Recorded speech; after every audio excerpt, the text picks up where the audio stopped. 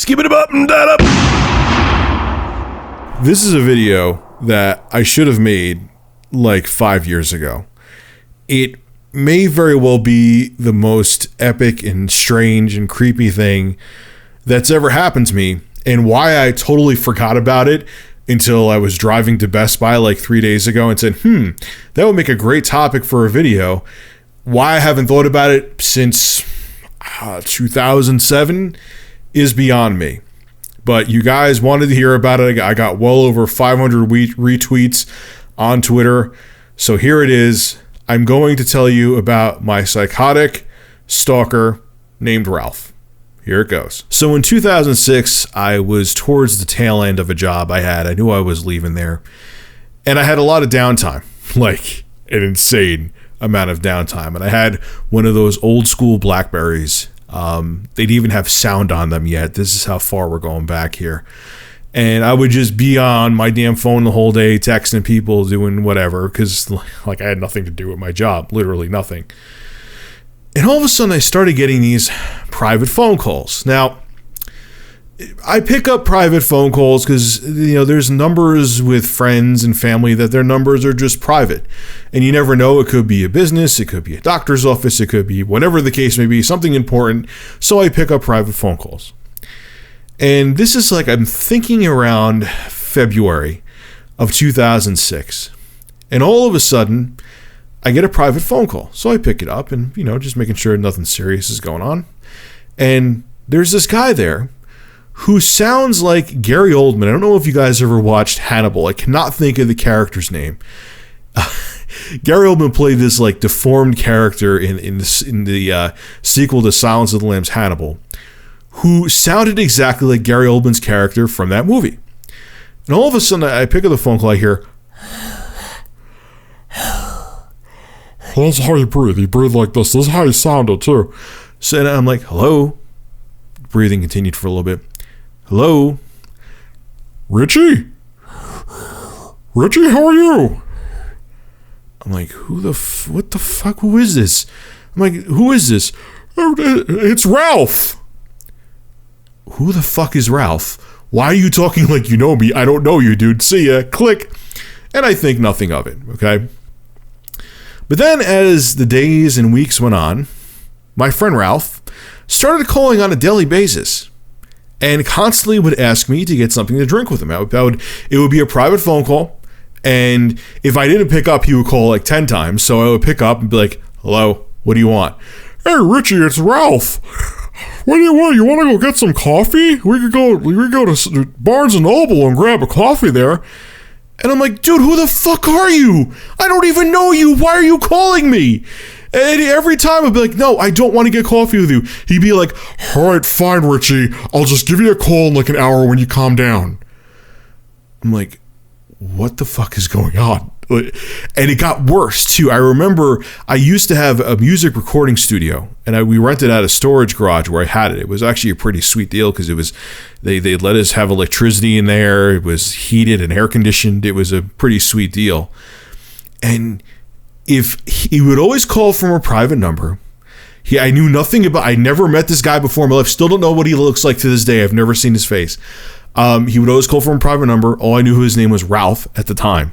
Okay, I'll tell you why I say it. I'll tell you at the time later. And he would just incessantly call over and again and over and over and over and over. And we were in my storage garage we're working on music, and he must have. I'm like, fuck this. I'm not picking this fucking freak up. I know he'll call no matter what, but eventually he'll give up. He must have called my fucking phone about 15 times, and I'm sitting there trying to work on something, and I lost my shit, okay? And I pick up, and I'm like, what the fuck do you fucking want? You fucking piece of shit, stop calling my fucking phone. And he was just like, "Richie, when you calm down, then we could talk. I'll call you later." Like we were like, either I was like his significant other or like his son or something. It was so weird. And I did call the cops too, and the cops said, "Look, he's calling from a private number. Did he threaten you?" I'm like, "No, he didn't threaten me. Do you have a last name?" "No, I don't have a last name. I just know he's called Ralph, and he calls from a private number 18 fucking thousand times a day." And they're like, look, there's nothing we could do. There's nothing we could do. He's not threatening you. We don't have any information on him. If we knew a last name and an address or something, we could go talk to him and tell him to chill out. But you don't have any of that, and you're not in imminent danger. So you just got to deal with it. They didn't say that part, but they basically were saying, tough shit, you got to deal with it. Your fat ass has a male stalker. Well, eventually, it subsided. I guess he realized that, we weren't going to have coffee and butt sex, and he gave up. So time goes on. I leave my other job and I get another job, and it's significant where I get the job, so I will name where this job is. I won't name the place, but I got a job at a psychiatrist's office. Okay. So, I almost forgot about the guy. But at the end of the day, every day, you had to, you would get messages, and people would call on asking for their scripts to be filled, or a message for one of the doctors, or so on and so forth. And there was a message. Now, at first, let me explain. I thought Ralph, I thought it was just someone, this is like, he was trolling me before I even knew what the hell trolling was. I thought it was just a dude who maybe had downtime at his job and he didn't like me. Maybe I made him pay too much money for a record that I produced or something like that, and he just wanted to fucking piss me off.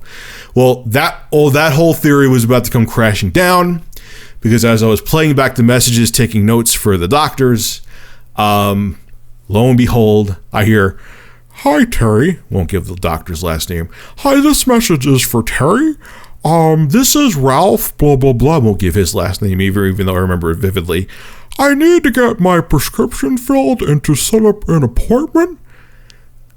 I think I may have squirted diarrhea in my pants at that point. Because in my mind, okay, I thought this guy was just some dick who didn't like me, who was trying to piss me off. Now, shit just got real. He was a real guy who actually sounded like this. So this means that this guy secretly fucking wanted me. I wish I couldn't make this shit up if I tried. And I remember I was all fucking creeped out at this point. I'm like, holy fuck, this dude is real. So I go and talk to the psychiatrist that he sees, and I'm like, this guy Ralph, blah, blah, blah. Last name, again, will remain off this video. He's legit. He's really a patient of yours? She says like, "Oh yeah, Ralph, yeah. He's kind of flaky. Like, he sets up appointments and he doesn't come. He doesn't take his meds when he's supposed to. But no, that's Ralph." And I asked, it's like, is that his real voice though? He kind of sounds like this, like real off and weird. And she's like, "Yeah, he's an interesting guy, that Ralph. That Ralph's an interesting guy." And I'm like, holy fuck. This dude is fucking real. But it doesn't end there, though. It gets more colorful at this point. So, like I said, that was just a message, okay? And I'm like, please, God, do not let this dude actually let me talk to him, because I'm hoping that I'm out of sight, out of mind with him. But no, it was like peeling the scab off of a big, nasty, festering wound. I pick up the phone. "Hi, this is Rich from so-and-so psychiatric. How can I help you?" And I hear, "Richie?" And he's like equally as like mortified as I am. And I'm like, "This is Rich. How can I help you?" And he like didn't know what to do. He's like, I need to set up an appointment with Terry." And I'm like, "All right, when would you like it?" Blah, blah. So I write it down. And I knew right then and there that I was fucked. And lo and behold, he started calling my phone again like shit didn't stop. I'm talking like 10 times a day. Every day, he would constantly call me, and, "Rich, do you want to hang out?" "No." "Rich, do you want to hang out?" "No." "Rich, do you want to get coffee?" "Fuck no." If I didn't pick up, he would call 20 times as opposed to 10 times. "Dude, I don't want to get fucking coffee with you. I've never even seen you before. I don't know what you look like. Please fuck off." Now, the reason why I didn't instantly do something to him, in terms of the fact that now that I have information, because I know he's a patient at this place I'm working at, is doctor-patient confidentiality. So, again, he's not physically threatening me. There's nothing I can do. So I have to fucking deal with this fucking freak. Okay. So there's one time I'm driving home from work. Okay. And I didn't eat all damn day. Yes, even fat guys once in a while don't eat. And I was starving. So I stopped somewhere to get something to eat. Okay. Now, again, I get a phone call. Guess who it's from? It's from Ralph. And I've had it up the guy's been calling me incessantly, and I'm in the place. He's like, hey, Richie, what are you doing? I'm like, I don't know, Ralph, what the fuck should I be doing? He's like, you want to go grab a coffee with me? Maybe you sound stressed, Richie. I'm like, dude, if I flipped the fuck out in a public pizza place too. I'm surprised the cops didn't get called to me. I said, dude, if we are fucking meeting, I'm meeting you to beat the fucking shit out of you. I've had it up to here with you. I'm done with your fucking bullshit. I can't do anything to you because you're not threatening me, and I can't deal with you anymore. So if I'm meeting you, I'm kicking your fucking teeth in. I probably shouldn't have done that. But I was so frustrated. This guy would not leave me alone.